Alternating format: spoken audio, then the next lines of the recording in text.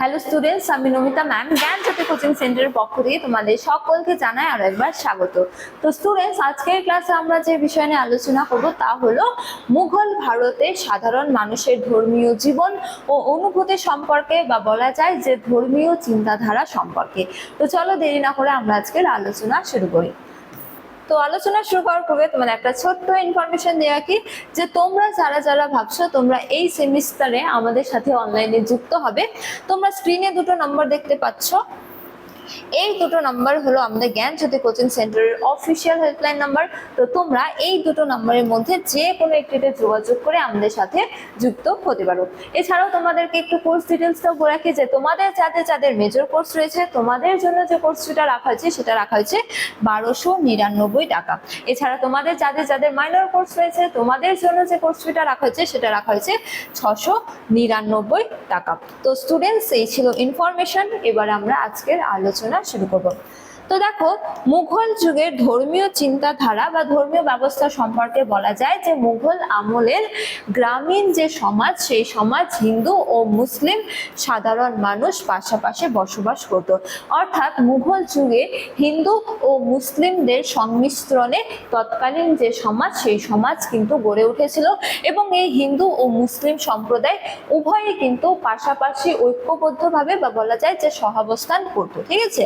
তো দেখো, আরো বলা হয়েছে যে দৈনন্দিন অর্থনৈতিক ও সামাজিক প্রয়োজনে তাদের মধ্যে গড়ে উঠেছিল এক গভীর সাংস্কৃতিক আদান প্রদান। ঠিক আছে, বা বলা যায় যে অর্থনৈতিক ক্ষেত্রে বা অর্থনৈতিক প্রয়োজনে বা সামাজিক প্রয়োজনে হিন্দুদের কিছু বৈশিষ্ট্য বা সংস্কৃতি মুসলিমরা রপ্ত করেছিল, আবার মুসলিমদের কিছু সংস্কৃতি কি করেছিল হিন্দুরা গ্রহণ করেছিল। তো এভাবে এক গভীর বা সংমিশ্রণ সংস্কৃতির গড়ে উঠেছিল মুঘল যুগে। ঠিক আছে, ভারতীয় সমাজ ব্যবস্থায়।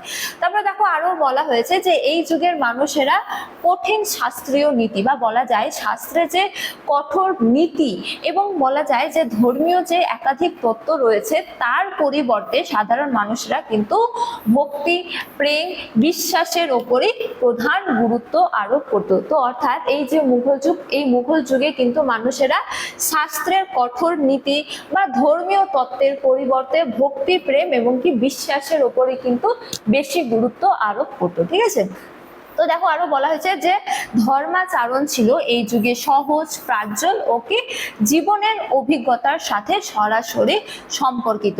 তো এই যুগের ধর্মচারণ কেমন ছিল, তারা বিশ্বাস করত যে ধর্ম হলো কি প্রকৃতপক্ষে জীবনের অভিজ্ঞতার সাথে সরাসরি সম্পর্কিত এবং অত্যন্ত সহজ ও কি প্রাঞ্জল। ঠিক আছে। তো এই ছিল মুঘল যুগের ধর্মীয় ব্যবস্থা সম্পর্কে সংক্ষিপ্ত পরিচয়। এবারে আমরা আরো ডিটেলসে আলোচনা করব। তো দেখো, এই ধর্মীয় ব্যবস্থায় কিন্তু সুফিবাদ গভীর প্রভাব ফেলেছিল। যেমন দেখো, বলা হয়েছে যে পীর, ফকির ও খানকা, অর্থাৎ সুফি সন্তদের আস্তানা বা খনকাগুলি যে ছিল সেখানে সাধারণ মানুষরা আশ্রয়স্থল ছিল। ঠিক আছে। তা এছাড়া জাতি ধর্ম নির্বিশেষে সকলে এখানে শান্তি খুঁজতে আসতো।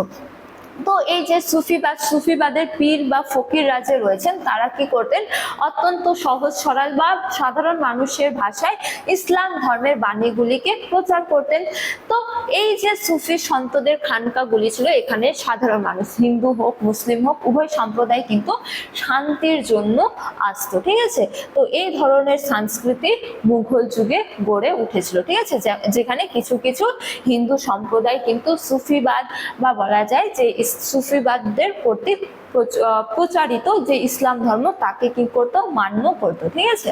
তারপরে দেখো, আরো বলা হয়েছে জিয়ারত ও কাওয়ালি, যে সুফি মাজার দর্শন, ঠিক আছে, এবং কি সমাজ সঙ্গীত বা কাওয়ালি সাধারণ মানুষের আবেগকে গভীরভাবে স্পর্শ করতো এই যুগে। ঠিক আছে। তো কেবলমাত্র মুসলিমদেরই নয়, হিন্দু সম্প্রদায়ের কেউ গভীরভাবে স্পর্শ করতো সুফিদের এই কাওয়ালিগুলি বা সমাজ সঙ্গীতগুলি বা মাজারগুলি ইত্যাদি। ঠিক আছে। তারপরে মানব প্রেমের বার্তা। তো সুফিরা কি করেছিল, বা সুফির চিন্তাধারা মানুষকে স্রষ্টার সৃষ্টির প্রতি ভালোবাসা এবং উদারতার শিক্ষা দিত তৎকালীন সময়ে, ঠিক আছে। অর্থাৎ তৎকালীন সময়ে যে ধর্মীয় চিন্তাধারা বা ধর্মীয় রীতিনীতি সেখানে কিন্তু এই সুফিবাদ এক গভীর প্রভাব ফেলেছিল, ঠিক আছে। তো এবারে আমরা আলোচনা করব ভক্তিবাদ বা ভক্তি আন্দোলনের প্রভাব সম্পর্কে মুঘল যুগের এই ধর্মীয় অবস্থার মধ্যে। তো দেখো বলা হয়েছে যে ভক্তি আন্দোলনের প্রসার তো শ্রী চৈতন্য, কবির, গুরু নানক বা তুকারাম বা সুরদাসের বাণী সাধারণ মানুষের হৃদয়ে সাড়া জুগিয়েছিল, ঠিক আছে। তো তারা কি করেছিল, তারা মূলত সংস্কৃত ভাষার বদলে এই যে সুফি আন্দোলনের প্রধান সন্তরা রয়েছে যেমন চৈতন্যদেব, কবির, গুরু নানক, তুকারাম, তারা কিন্তু সংস্কৃত ভাষার পরিবর্তে বাংলা, হিন্দি, মারাঠি প্রভৃতি যে আঞ্চলিক ভাষা সেই আঞ্চলিক ভাষায় পদাবলী বা ভজন করে কি করত, সনাতন ধর্মের যে মহত্ব বা বাণী সেগুলি কি প্রচার করতেন, ঠিক আছে। যার ফলে এক অংশ মানুষ এই সনাতন ধর্মের অনুরাগী হয়ে উঠেছিল বা সনাতন ধর্ম গ্রহণ করেছিল, কিন্তু অপরপক্ষে মুসলিমরাও এই যে সনাতন ধর্ম তার প্রতি কিন্তু গভীর অনুরাগ বা বলা যায় যে মান্য করতো তাকে সনাতন ধর্মকে। তবে দেখো আরো বলা হয়েছে যে বর্ণ প্রথা, সামাজিক বৈষম্যের বিরুদ্ধে ঈশ্বরের কাছে সবার সমান অধিকার প্রতিষ্ঠার বার্তা এই সন্তরা কিন্তু প্রচলন বা বলা যায় যে প্রচার করতো, যে ঈশ্বরের কাছে জাতি, ধর্ম, বর্ণ, ধনী দরিদ্র নির্বিশেষে সকলেই কি সমান, এই বাণী প্রচার করেছিল কি সুফি সন্তরা। যার ফলে এই ভক্তিবাদও তৎকালীন সময়ের সমাজে গুরুত্বপূর্ণ প্রভাব ফেলেছিল।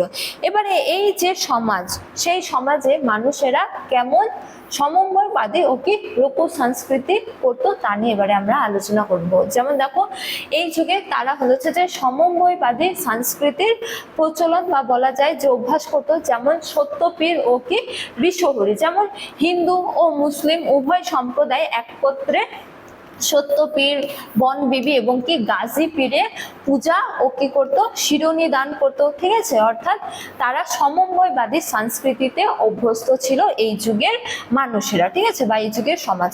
তারপরে দেখো আরো বলা হয়েছে যে ওলা দেবী, শীতলা এবং কি নানা যে লোক দেবীর স্থানে যৌথভাবে হিন্দু ও মুসলিম সম্প্রদায় মানত বা রোগ মুক্তির কি করতো, প্রার্থনা করতো, ঠিক আছে। তারপরে উৎসবের মেলবন্ধন, যে ঈদ হোক, দিওয়ালি হোক, তারপরে হোলি হোক বা স্থানীয় যে মেলাগুলো হতো সেগুলোতে সাধারণ মানুষ ধর্মীয় গণ্ডি পেরিয়ে কি করতো, অংশ নিত। অর্থাৎ হিন্দু মুসলিম উভয় সম্প্রদায় কিন্তু অংশ নিত।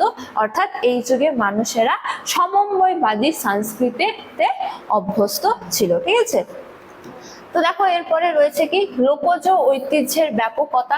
তো এই ক্ষেত্রে বলা হয়েছে এই যুগের ধর্মীয় বিশ্বাসের ক্ষেত্রে যে মুঘল ভারতে বিশাল সংখ্যক গ্রামীণ জনগোষ্ঠী কোনো কঠোর গোড়ামি না মেনে তারা কি করেছিল, সুফি বা ভক্তিদের বা ভক্তি মেলবন্ধনের লোকায়ত ধারার ওপর আস্থা রাখতো, ঠিক আছে। তারা কোনো ধর্মীয় গোড়ামি না মেনে সুফি এবং কি ভক্তির মেলবন্ধনে বা সংমিশ্রণে অতি লোকায়ত ধারার ওপর বিশ্বাস করতো, ঠিক আছে। তো সাধারণ মানুষের কাছে ধর্মীয় অনুভূতি ছিল কি এই যুগে ধর্মীয় অনুভূতি বলতে তারা বুঝতো যে দৈনন্দিন বেঁচে থাকা এবং কি পারস্পরিক সহযোগিতা, ঠিক আছে। তো এই পারস্পরিক সহযোগিতা ও ধর্মীয় বেঁচে থাকার বা দৈনন্দিন বেঁচে থাকার যে মূল চালিকা শক্তি তাই হলো কি ধর্মীয় অনুভূতি বলে তারা বিশ্বাস করতো। তারপরে দেখো এরপরে রয়েছে যে এই যুগের মানুষদের আচার ও লৌকিক বিশ্বাস সম্পর্কে, যে তারা প্রাকৃতিক শক্তি ও কৃষিজ আচারে বিশ্বাসী ছিল, যেমন বৃষ্টি বা ভালো ফলন বা প্রাকৃতিক দুর্যোগ থেকে রক্ষা পাওয়ার জন্য তারা কি করতো, সূর্য, নদী ও বহু লোক দেবতাদের কাছে বিশেষ প্রার্থনার প্রচলন ছিল এই যুগে। এছাড়া মানত ও কি সুতা বাঁধা, যে রোগ ব্যাধি বা বিপদ থেকে মুক্তি আশায় পীরের দরগাহে এবং কি প্রাচীন গাছের গোড়ায় সুতো বা হচ্ছে যে কাপড় বাঁধার লোকজ প্রথাও কিন্তু এই যুগে প্রচলন ছিল। এছাড়া আঞ্চলিক তীর্থযাত্রা, যেমন দেখো স্থানীয় ছোট ছোট মন্দির বা বলা যায় যে কেন্দ্রীয় বার্ষিক মেলাগুলোতে অর্থনৈতিক আদান প্রদান ও সামাজিক সংযোগের মাধ্যম ছিল, ঠিক আছে।